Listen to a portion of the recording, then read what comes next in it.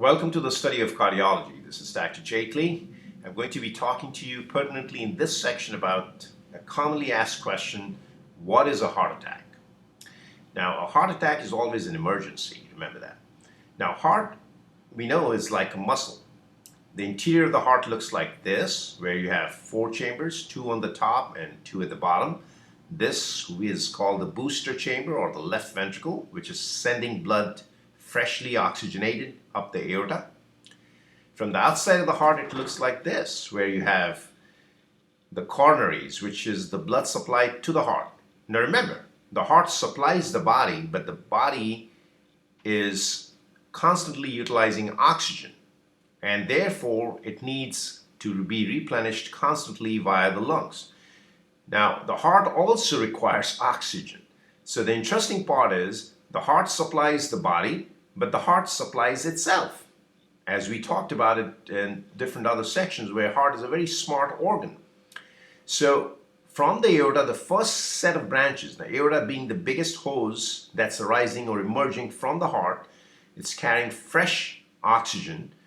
The first set of branches that come out of the aorta are the coronaries, or the heart blood supply system.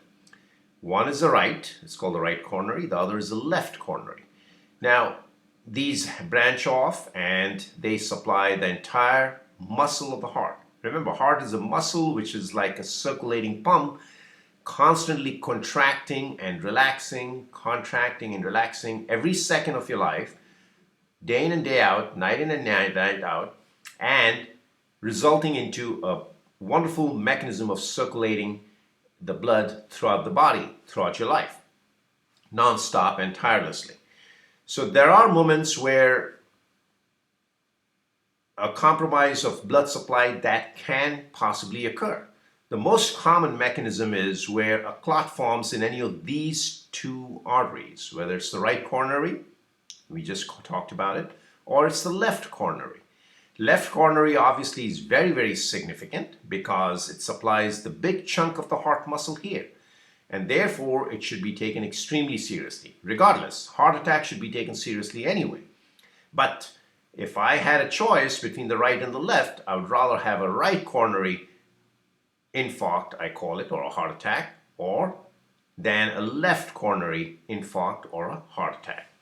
The reason is because the right side is not that important. Left side is extremely important. So what have we learned out of this section? Well, first of all, we need to know what is a heart attack. So heart is a muscle. When a blood supply to a portion of this muscle is cut off, it results into a death of that portion of the heart muscle, whether it's this portion or their portion or this portion or that portion, etc., depending upon the branch which is occluded or stopped. And that is called a heart attack.